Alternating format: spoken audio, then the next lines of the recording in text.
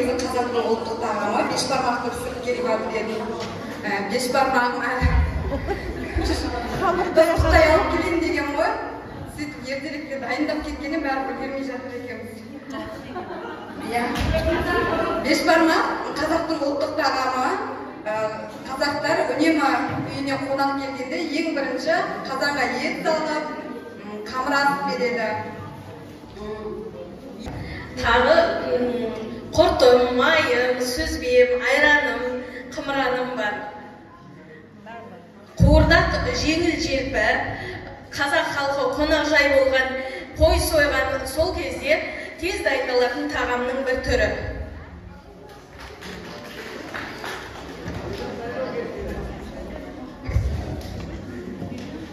Қымыранмен қонақжайлылығын білдіріп, сусын ретінде пайдаланған мың түрлі дертке дауа. Ұмытылып кеткен тамақтардың бір түрі қазір қуырдақ деп аталып кеткен. Негізі сірне жаңа қосылған қойдың өзінің іш майына етке бұқтырылып пісіріледі. Сол астарыңыз дәмді болсын.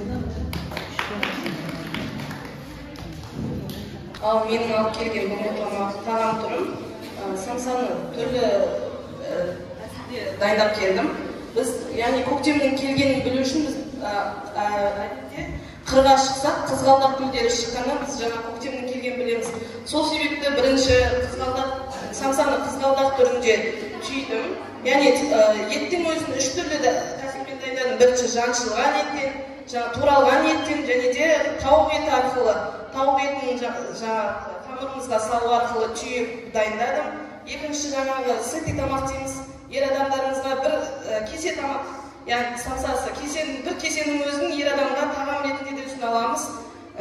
Және де қонақ шақырған кезімізде түрлі самсан түрлерімен безендіріп берсек те дастархандарымыздың сәнін ашады деп ойлаймын.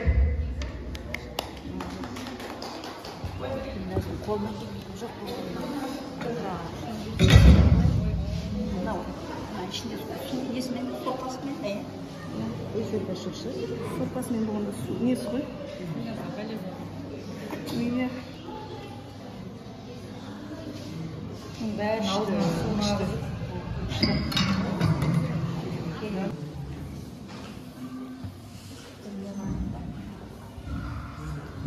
Мен бұл жерде қарын бүрмен тағамын жасап келдім. Ежелден біздің ата-бабаларымыз қойдың, сиырдың, жылқының қарынның ішіне етті салып пісірген екен. Өте дәмді әрі оңай тағам түрі. Ал мен бұл қарын бүрменің заманауи түрде жасап келдім. Түрлі көкөністер, аскөктер, дәмдеуіштер қосып жасап келдім. Енді үйлеріңізге келген қонақтарға осындай ерекше тағам жасап, қуантып, таңғалдыруларыңызға кеңес беремін.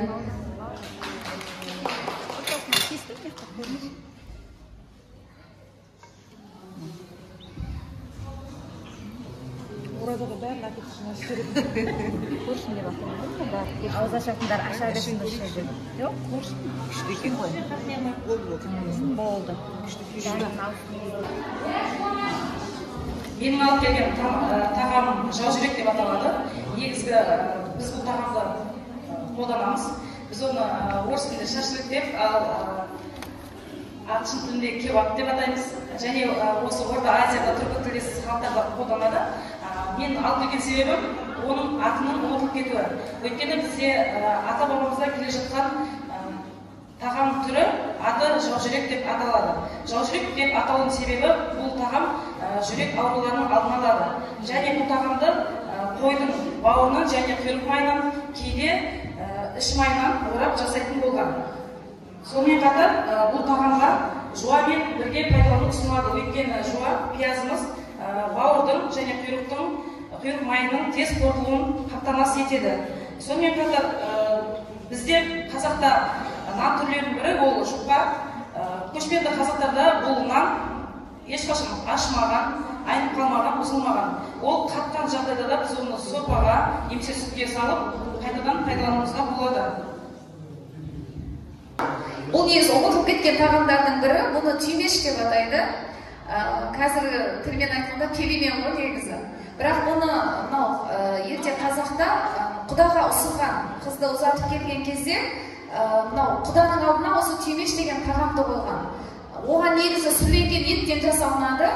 Оның құрамында мынау адам ағзасына пайдалы фосфор, калий, кальций, минералды заттар бар еттің құрамында. Соны қамырға орап, суға салып, одан кейін үстіне жаңағы ет, көкөністерді салған. Бұл адамның ағзасына өте пайдалы, дәрументерге бай тамақтың бірі болып есептелінеді. Және осы түймеш арқылы мына қыздың іске пысық екенін айттырып келген қыздың мынау қабірді түйіне қарап білген, ұқып